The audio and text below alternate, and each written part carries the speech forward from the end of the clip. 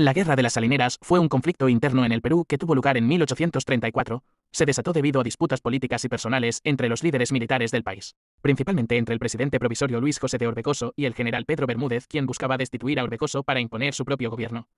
Este conflicto se conoce como Guerra de las Salineras porque uno de sus enfrentamientos más importantes ocurrió en la zona de Salinas, cerca de Arequipa. Contexto histórico: en el Perú del siglo XIX, las luchas por el poder político eran comunes después de la independencia de España en 1821. El joven país enfrentaba divisiones internas entre caudillos militares, quienes buscaban imponer su control y visión política. Tras la renuncia del presidente Agustín Gamarra, se designó a Luis José de Orbegoso como presidente provisional, pero su gobierno fue desafiado rápidamente por facciones rebeldes. Pedro Bermúdez, un militar de alto rango, se proclamó jefe supremo del Perú en 1833, con el apoyo de algunos sectores del ejército y la élite limeña. Su ambición era desplazar a Orbegoso y tomar el control del país.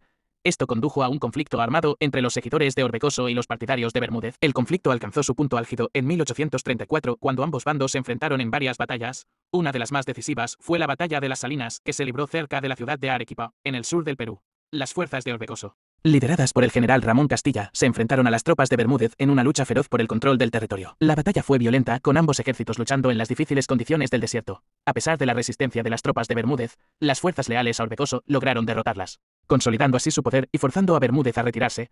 Esta victoria permitió a Orbegoso mantenerse en el poder y puso fin a las ambiciones de Bermúdez. Ramón Castilla, quien desempeñó un papel clave en la victoria, más tarde se convertiría en una figura crucial en la historia del Perú, sirviendo como presidente en varias ocasiones y modernizando el país. La Guerra de las Salineras fue un conflicto breve pero significativo, ya que marcó una etapa más en la agitada política peruana del siglo XIX y consolidó temporalmente el poder de Orbegoso.